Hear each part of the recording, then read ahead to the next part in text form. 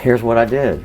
I went to school at LSU, and I met a bunch of guys there, and it was a singer-songwriter thing happening then, you know, Dan Fogelberg, and just, there was a lot of singer-songwriters, James Taylor. This early 60s?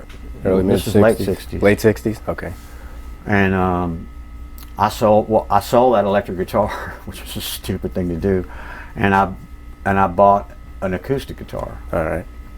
And started writing songs, and playing and singing with guys on the Common Ground at LSU, and I met some really nice guys, and we hung out together.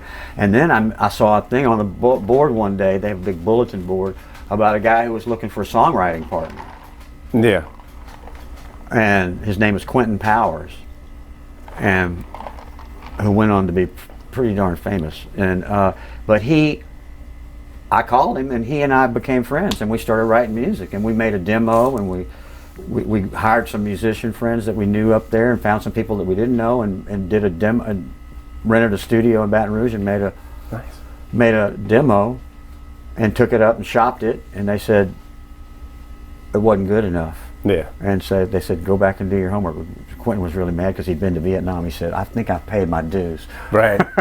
I would imagine, though, at that time, the bar was probably set a little higher because there was a saturation of that. It was real high, genre. and there were a lot of talented people. I mean, it was boom, it was popping. Sure. But anyway, so we came back and we did it again. And the second time we went up, we got offered a deal at Ardent Studios with Ron Capone. He was the drummer and did some engineering on the Shaft album with Isaac Hayes. Yeah. And he worked at Ardent with Steve Cropper. Uh-huh.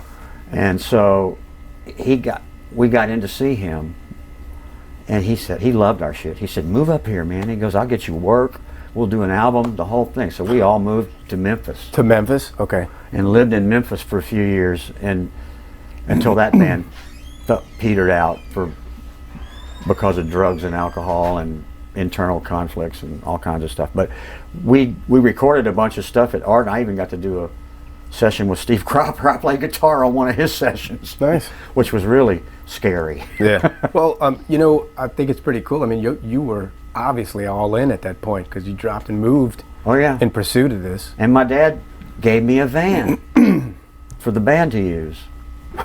He was silently your biggest fan. He just wouldn't admit it. Right. I know. It just was interesting. Yeah. So it was cool. Yeah. And it was a really great band, and we traveled all over the central, southern, and eastern southern part of the United States and played. We did a bunch of really big shows. We did one really big show with Rufus Thomas and Carla Thomas. Uh-huh. And they came all over to our house to rehearse and everything. Nice. Oh, and it was fantastic. I'll bet. That's a good jumping off point where y'all was staying at the time, because you can access so many different markets.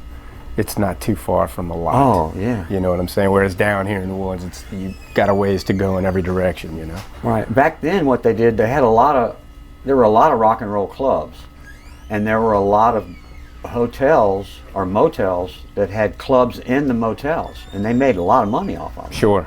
And they would hire the band and put them up in the hotel for a week. You'd play 7 nights. Nice. And they'd feed you 1 meal a day for, at the buffet or whatever they had. Yeah.